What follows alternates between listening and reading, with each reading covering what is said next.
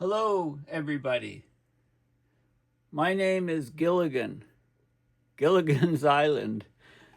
I would have said a few years ago, somebody wearing this hat reminds me of, the series Gilligan's Island. But I really want to wear it today because I'm going to talk about global warming and how it's accelerated significantly. And of course, James Hansen has been one of the most accurate forecasters over the years on what climate is doing, and it's all purely science and data driven, and to do with the aerosols, etc., clouds. Anyway, you don't want to miss stuff that he does. What I'm going to talk about is something I've talked about in the past, but it's vitally important. And it's basically, there's about 5 different groups that are analyzing climate data, and they've given the rates of warming and when we could expect to cross 1.5 degrees Celsius, 2 degrees Celsius, 2.5, 3, 3.5, and 4 degrees Celsius. So they give their best estimates.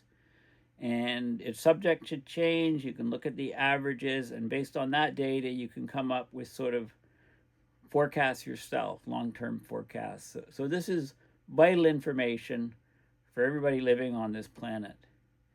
So let's get into it and talk about that. And while I'm talking about that, I'm going to talk about the concept of superforecasting.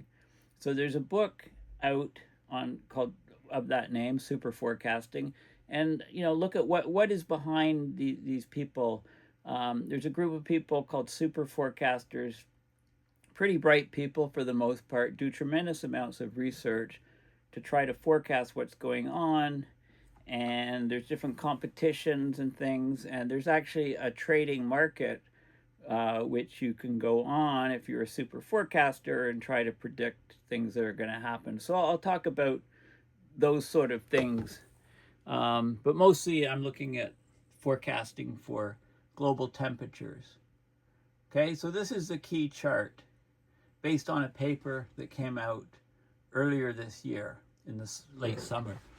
So global warming has accelerated significantly. It's from Grant Foster and Stefan Ramsdorf, 2025 preprint. Don't know if it's been through all the processes and come out in a final paper.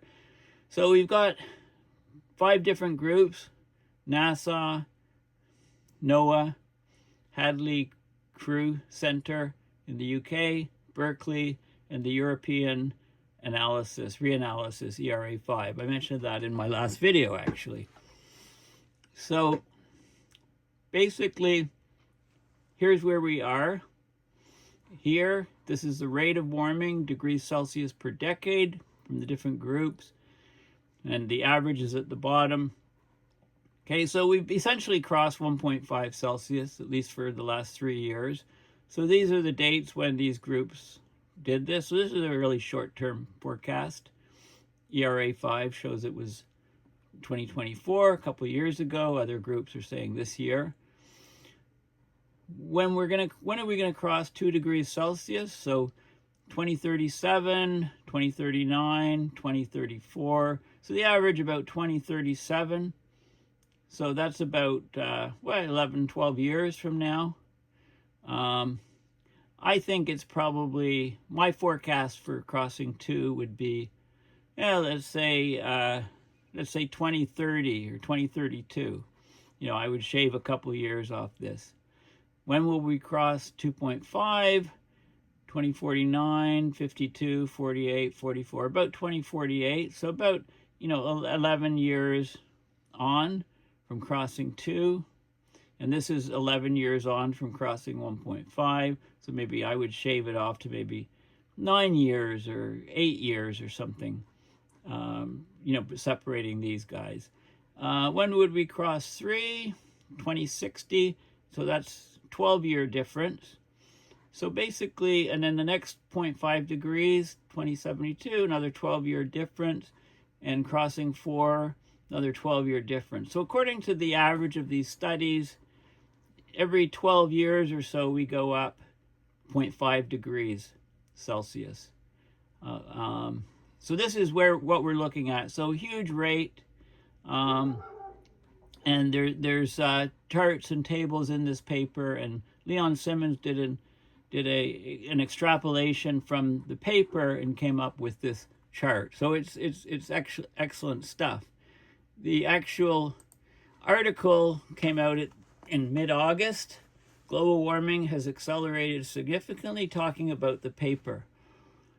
So it shows the global warming has doubled in pace, the warming rate since 2015, even taking out natural variability. It talks about 2015. It talks about crossing 1.5 within years. I mean, we've already reached that. Here's an apocalyptic situation here of wildfire. I don't know if this is LA, could be anywhere. So we're rising at an unprecedented pace, twice as fast as a late 20th century rate. They talk about climate trend detection, short-term fluctuations from El Niños, volcano eruptions, solar cycles can mask acceleration. Statistically, removing these influences, we have 5 major global temperature data sets, and we see a clear and statistically significant increase in warming speed that standard raw data analysis could not confirm. So those are the key findings. So the warming, the record heat in 2023, 2024, not a fluke. So not only is the world warming, but it's speeding up. Okay, so anyway, that's the article about it. And then the actual peer-reviewed paper is open source. Provide the link, of course, in the description. As always, this is a preprint preliminary report from mid-August. And again, the peer review final paper hasn't come out as far as I know. So here's the paper, pretty short, 11 pages total. Global warming has accelerated significantly.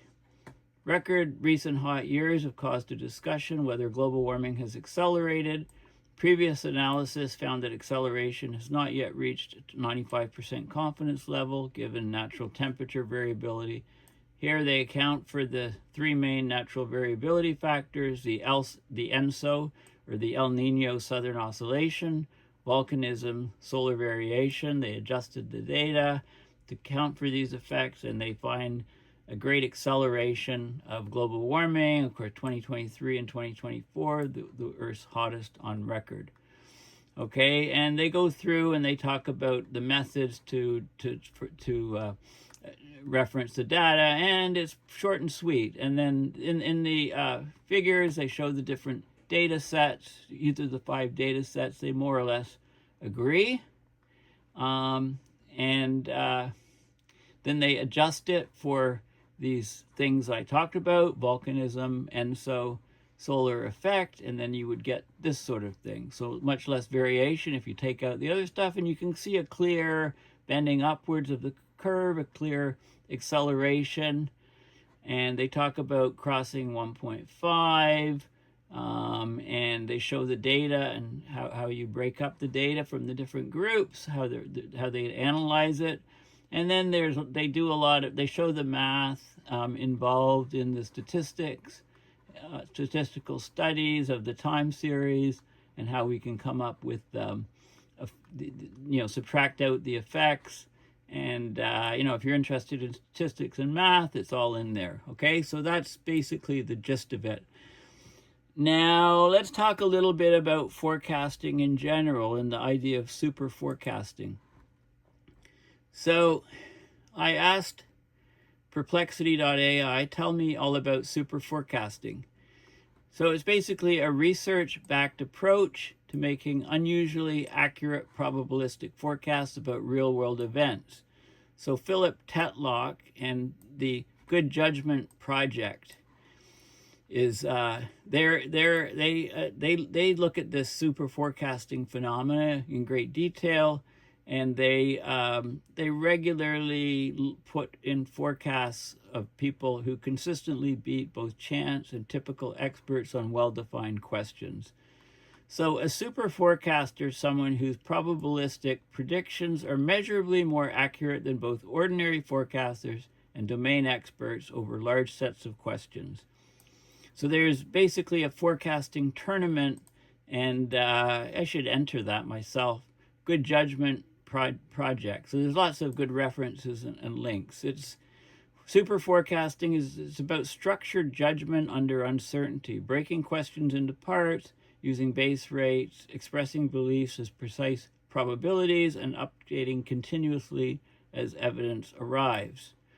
So Philip Tetlock's early work showed that most political experts performed about as well as a dart-throwing chimpanzee on long-range geopolitical forecasts. That motivated experiments into what makes some forecasters much better. I should put blindfolded, in the dark, dart-throwing chimpanzee. In the U.S. intelligence community, forecasting tournaments, there's Icarus, ACE, Good Judgment Project. There's a small subset of participants emerged with consistently superior scores, Breyer scores, statistical scores on how accurate their forecasts are, so they're labeled super forecasters. They're sometimes more accurate than intelligence analysts with access to classified information. Okay, so more and more people are looking at this. So here's some of the core skills and habits if you want to be a super forecaster. Think in probabilities. Use numerical probabilities, i.e. 63% rather than verbal hedges, might or likely. So put numbers on it. Calibrate over time. So events assigned 70% really occur about 70% of the time. Decompose the problems. Translate vague questions into precise, time-bounded, resolvable forecast questions. Break big questions into the component parts, base rates, key actors, incentives, constraints, near-term milestones. Recombine them, right? And so, have an open mind. Seek disconfirming evidence, alternate models, opposing arguments. Treat beliefs as hypotheses to be stress-tested. Be willing to change one's mind frequently and in small increments as you get new information. So you want to continuously update and get feedback, and then you also want to track your personal accuracy with proper scoring rules and postmortems, and don't cheat on this. Do your forecasts hold any merit? Are they ever accurate? So super forecasters in the Good Judgment Project are basically above average in numbers and fluid intelligence. They can change their minds and admit to being wrong. Admit to being wrong is one of the most crucial things. Not thinking, you're like, but put it in numbers. Like, don't say it's going to happen. Say it's going to, 80% probability or 90%. Try to put numbers on it. There's different training packages like the CHAMP framework, stands for comparisons, historical trends, average opinions, math models, and predictable biases. Do you have overconfidence and so on. And there's often small, diverse teams that debate, challenge, and refine each other's estimates. And you can get aggregated forecasts significantly outperform. So with the climate stuff, it was 5 different data, 5 different analyses from different groups. And if you take the aggregate, that's probably the most accurate. So there's lots of applications. This could be in any domain. We all want to know what's going to happen in the future, right? You need to do postmortems. You can't just do your forecasts and move on to the next forecast. You've got to do the grunt work of postmortems. Was the question well posed? Was the base rate appropriate? Were updates too slow or too fast? Okay, so that's the sort of idea of the super forecaster. And there's some images of super forecasting. So there's a book. Dan Gardner is a Canadian author who I've met. I've seen some book reviews from him. Philip Tetlock, working with Philip Tetlock on this idea of super forecasting. You can listen to it. So here's the book. I have the book. I'll have to dig it up and read it. Good luck in me finding it. My books are all over the house, scattered. One of my New Year's resolutions was to declutter and to organize, figure out what I had, not just books, but mostly books. So let me know if you have some good New Year's resolutions and if you've broken them already, or if what they are. So decluttering is definitely one of mine, and another one is to work harder. Here are some of the references, the links. There's a Wikipedia article on superforecasters. You know, there's good judgment is the science of superforecasting. Okay, so I looked at that particular reference, which is here. So this is good judgment. It's not magic, it's the science of superforecasting. So there are forecasting techniques built on rigorous research to bring the future into focus. So good judgment research discovered 4 keys to accurate forecasting. Talent spotting. Some people are just really good at it. Training.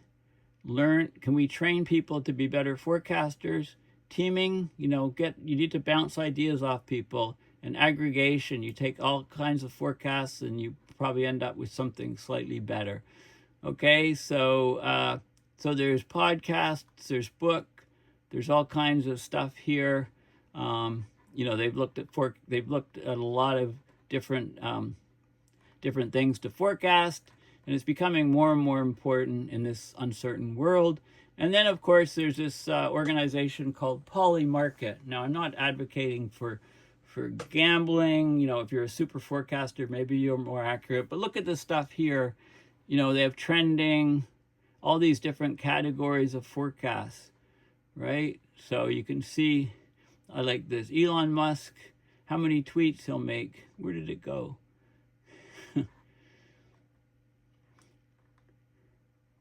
So there's all kinds of things, bizarre and not so bizarre. Sports scores, U.S. actions, and so on. Okay, so that's just trending. And then there's, I looked at climate and science forecasts. So how many tornadoes in the U.S. in January? In 2025, what will SpaceX public ticker be? Star or SPAX? Temperature increase in January. How many earthquakes?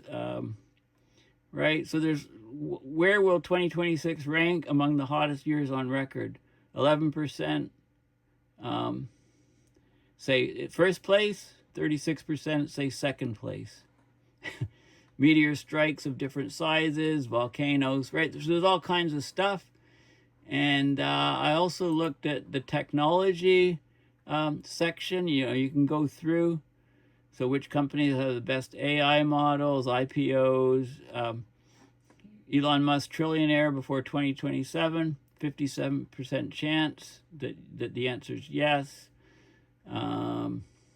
Different product lines. A lot of it is on AI stuff. Okay, so it's really interesting. So there's lots of things to practice on if you want to become a super forecaster. And I looked at this prediction. You can click on any of them. So I clicked on where will 2026 rank among the hottest years on record. So this is the you basically bet. I mean, you put money and you say, so basically these curves are this is fourth place. Okay, this curve here, the light blue, is fourth place. So the fourth hottest year on record for 2026. This guy here is second place, dipping slightly. The people that think it's first is about 10% or so. And the people that think it's third place, 6.7%. So there you go. You can make your own prediction. And it shows you the sort of chronology of what the different predictions are, the different things and so on. So anyway, there you go. So if you see yourself as a super forecaster, you can have a look at these sites and definitely read the book. It's an amazing book, actually. I loved it. I haven't read it for a while, so if you want to read a book that nobody knows about, then read a book that everybody read a year ago, right? We read books, and depending on our retention and absorption, which is mostly a matter of interest in the topic, Sometimes it's really worth digging up books that we read previously a few years ago, a year ago, or a few years ago, if they're and you see it in a different light because you're a different person than you were back in that previous time. You really are. So yeah, so these are the different institutions and their different forecast levels. So here, when are we going to cross? So the gap is 11 years, 11 years, 12 years. Okay, so rather than 11 years, I'll shave a couple off. I'll say 8 years maybe. So I would say 2034 for crossing 2, 2042 for crossing 2.5, 2050 maybe for crossing 3, 2058 for crossing 3.5, and 2060 something for crossing 4. That's the way we're heading. Of course, there's a lot of wild cards in the system, as I've talked about. So anyway, thanks for listening. Please consider going to my website, paulbeckwith.net, and donating to PayPal to support my research and videos. And I'm all over social media, so please find me, share, and it's all about educating people, right? That's what I'm all about. Cutting through the chaff, getting to the very important things mostly about climate, but I do have videos about other topics as well. So thanks for listening, and yeah, bye for now.